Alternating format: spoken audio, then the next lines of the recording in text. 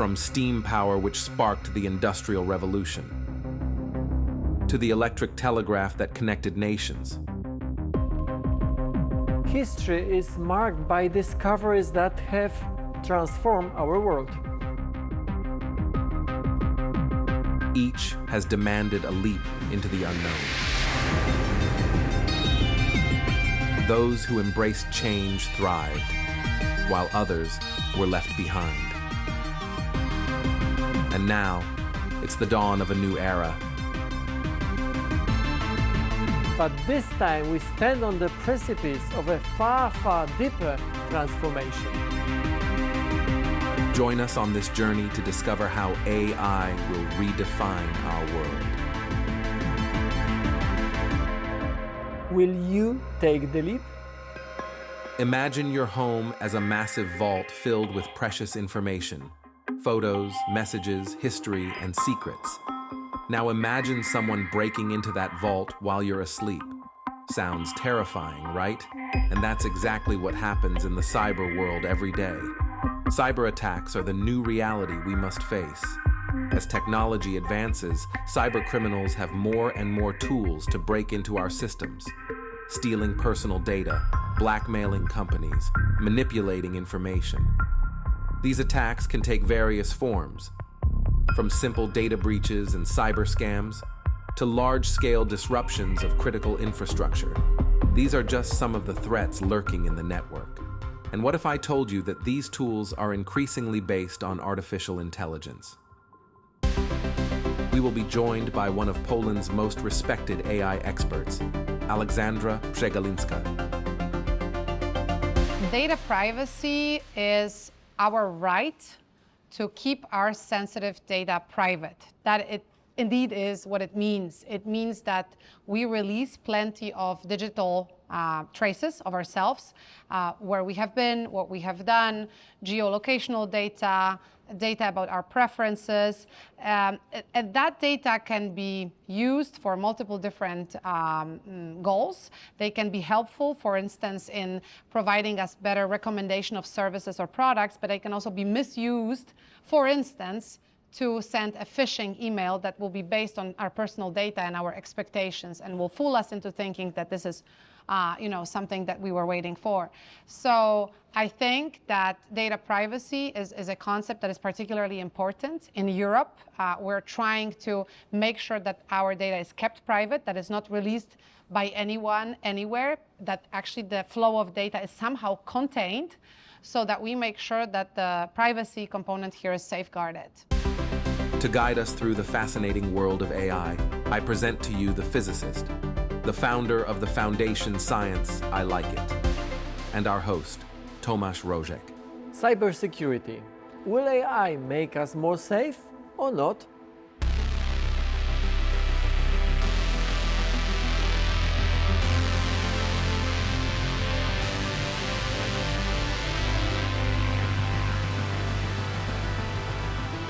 I would boil down all the risks of AI to security as a fraud, kind of fraud that someone is just taking your money. Privacy, that this is a huge risk, and with privacy it's the risk of surveillance. And then discrimination, because there is certain decisions that could be made with these systems. But within discrimination, the bigger ethical thing that we should be as a society concerned about is automated decision making. We are increasingly going into a world in which our interactions are more and more mediated by machines, which are making decisions that are impacting us. So this is this huge ethical thing. And they have a lot of data about us. And not only they can make more and more decisions about us, but they can also know us better. Some people say that no, they know us better than we know ourselves.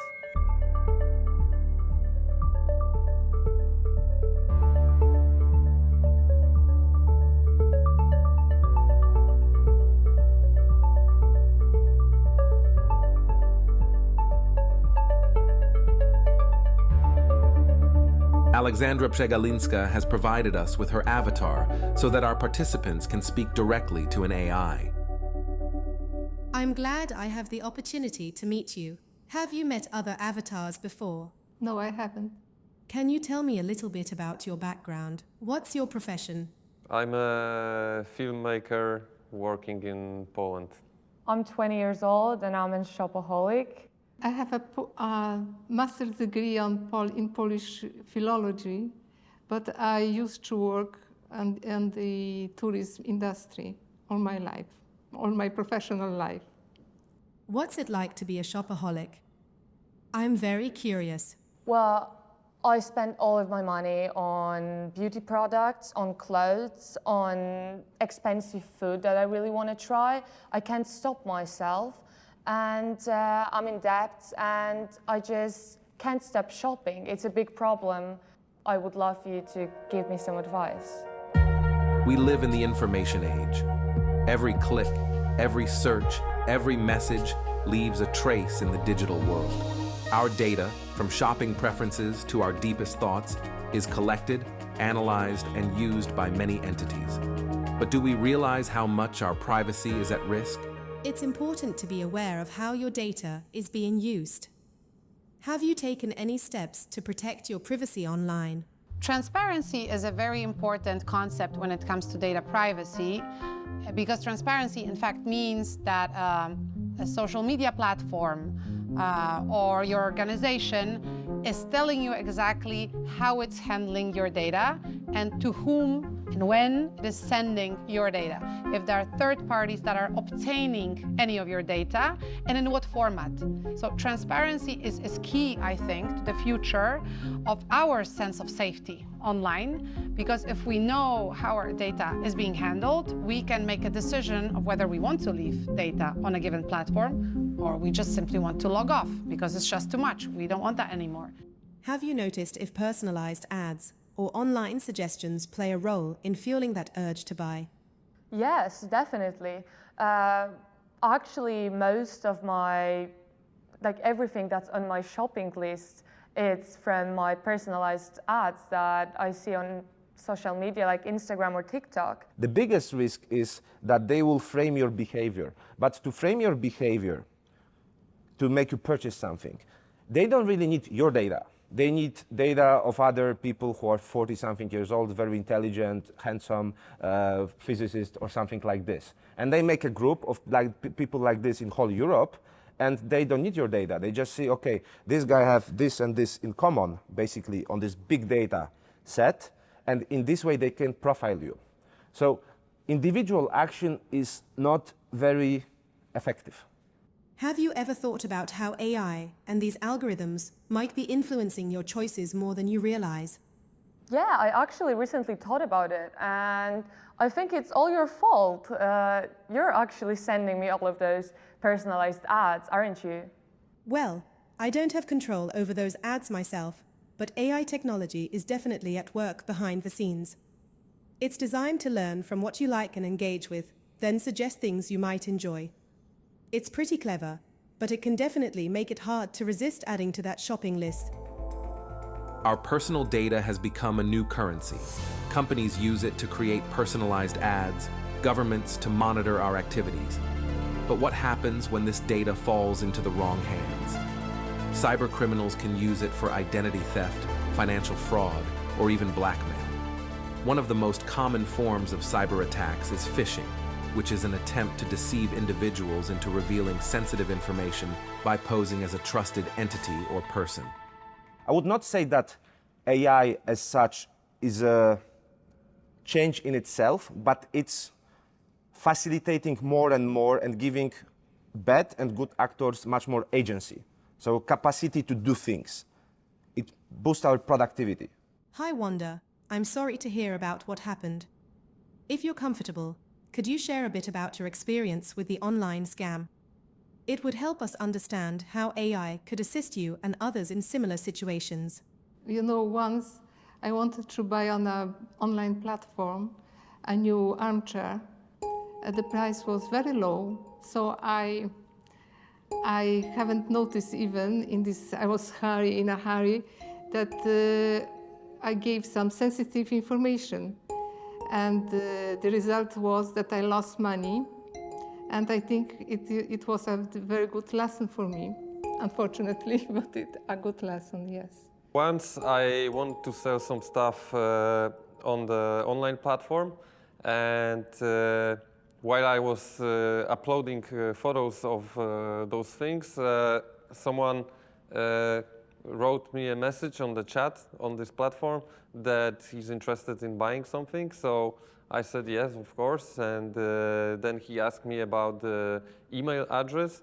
So I gave him, and then I got an email which looked perfectly like it was an email from this platform, and it had a button that if you want to sell this thing, just click this button.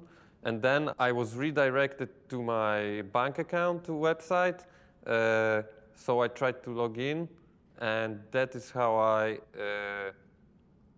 gave someone my sensitive login data. Phishing used to be quite trivial.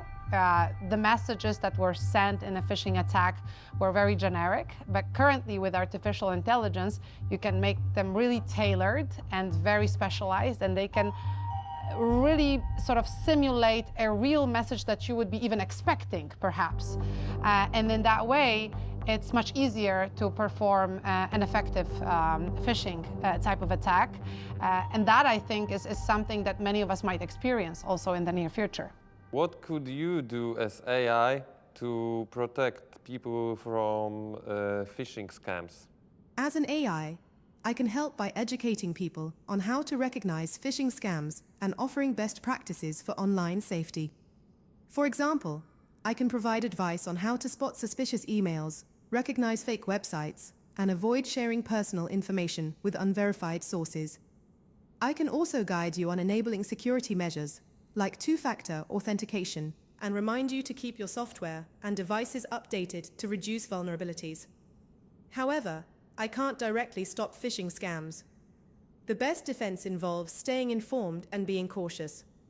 If you're ever unsure about a message or email, I can help you analyze it for red flags, but ultimately, protecting yourself comes down to your awareness and cautious behavior online. Artificial intelligence opens up incredible possibilities before us, but at the same time creates serious threats. Deepfakes can be used to create fake news, blackmail, and even influence election results. Generated audio can be used to impersonate others and manipulate public opinion. This raises the question of whether we can outsmart criminals and create tools that will allow us to identify false content. It's a double-edged sword that can be used for both good and evil. I would like to know what will happen when the scammers will start to use AI for their job, let's say job.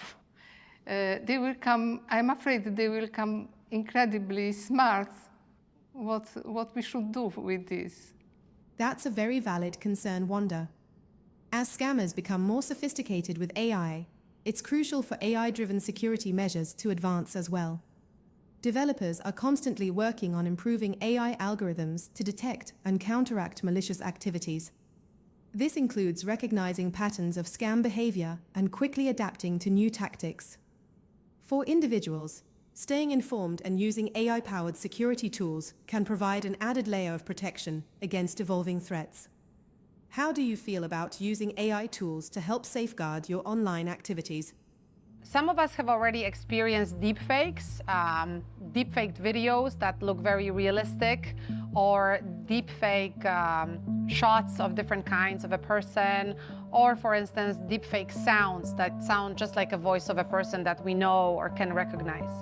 What is developing on parallel are AI-based classifiers that can tell you exactly whether what you're looking at is actually a video that has been forged or a video that is a real recording of a given person. These classifiers were not so good. Even last year, they had very low accuracy, but currently they're getting better and better. So I think in the future, a way to protect yourself from an AI-based cyber attack or cybercrime will actually be also AI itself. How can we be sure what is real, what is not? We can't. Already. I think at this level, when I'm working with the AI startups, I was working with one startup cloning voice. So basically you give your voice sample and then it can clone your voice. Now I'm working with a startup which makes AI avatars. So you can just give a sample of your video, give also sample of your voice, and you can just make any video of yourself. Actually, I'm using it from time to time. Yeah, that's great. The limitation is that you just cannot move too much at this point, but that will be overcome at some point, basically. So at this point, we cannot distinguish between what's fake or real, or it's gradually harder and harder. We will also be seeing different types of communication involving people who are, in fact, synthetic personas that do not exist at all. I think bracing yourself for that sort of challenge is really mostly through awareness. Not always will you be able to verify whether what you're seeing is true. Of course, with the rising amount of classifiers and tools of different kinds, it will be easier. However, I think the first and foremost thing is just this simple sense of awareness and questioning what is it that you're seeing. And if it's particularly relevant for you, also checking at the source. And what the AI startups do, basically, is that they either try to watermark the content. So these are practical solutions. They try to watermark the content. They try to moderate the content to some extent. They blacklist types of characters that you cannot copy. So for example, celebrities can be copied. Politicians can be copied. And it's about internal compliance of this generative AI companies because they feel responsible for this. And they see it as a major risk to their business, basically. So they really, really care. But in principle, going beyond this company's level, thinking about everyday people, we need to be aware that at this point, any kind of interaction in the internet, when we see the content, it might be already to high extent fake or synthetic. That you still can see some tweaks, some things to distinguish between what's fake and real, but it will be gradually harder and harder to do. While artificial intelligence can be a tool in the hands of cyber criminals, it also offers us a powerful shield. Thanks to its ability to analyze vast amounts of data and detect cyber threats with extraordinary precision, it is an effective tool in the fight against cyber criminals. Also, AI never gets bored doing this, even when it has to analyze terabytes of data. What can and even AI can do to protect us from the risk of being attacked even by AI? What can we do to protect us? That's a very important question, Wanda. To protect against AI-related risks, we can take several steps. Ethical AI development, encouraging developers to follow ethical guidelines, ensures AI is created with safety, privacy, and fairness in mind. Regulation and oversight. Governments and organizations can establish regulations to monitor AI development and deployment, aiming to prevent misuse. AI security measures. Using AI to enhance cybersecurity can help detect and respond to threats more effectively, protecting systems from attacks. Public education. Educating the public on AI risks and safe practices empowers individuals to make informed decisions. How is it possible for you to help me if you're actually helping ads to pop on my social media? That's a good question. While I don't create or control ads, I can definitely offer tips on how to be more mindful about your shopping habits. For example, we could talk about ways to recognize and manage those impulses, or how to make more intentional choices. It's all about finding balance. What do you think? Isn't it like you give advice to big businesses how to create their marketing strategy on those platforms and other websites? So like, how can you help them and help me at the same time? I can see how it might seem that way. While AI can be used by businesses for targeted marketing, my role here is to provide you with support and advice. I can help you understand how these strategies work and how to navigate them, so you can make more informed decisions when shopping. Think of it as having someone on your side to help you outsmart the system. The question meta level, I would say, is AI will make us more safe or not? Well, there is some thought about this, posing this question about security, that we see something new, a huge technological wave coming at us basically right now, and we are just scared. So it's a natural question to ask whether we'll be more secure or not. But we ask about AI, where we should be asking about people behind AI, people who are developing AI, how they are developing these systems, because these systems will not be acting by themselves. Okay, we can plug them in and they'll be doing certain things, but how they're designed, based on what data, how they're tested, it's all about people behind this, and whether these are like decentralized systems, a lot of companies, or huge giants. So I would really focus on people behind it. I would like to thank you very much for all the advices I got from you. And I'm still optimistic and believing in the good side of the AI. Thank you very much for all the answers. You're very welcome, Wanda. I'm glad I could help. It's wonderful to hear your optimism about AI. If you have more questions in the future, feel free to reach out. Take care. Now you know what it's like to talk to an avatar. Not that bad, huh? No, it was a very pleasant experience. Thank you for the conversation. Okay, so thanks for the conversation and goodbye. You're welcome, Lena. It was great chatting with you. Take care.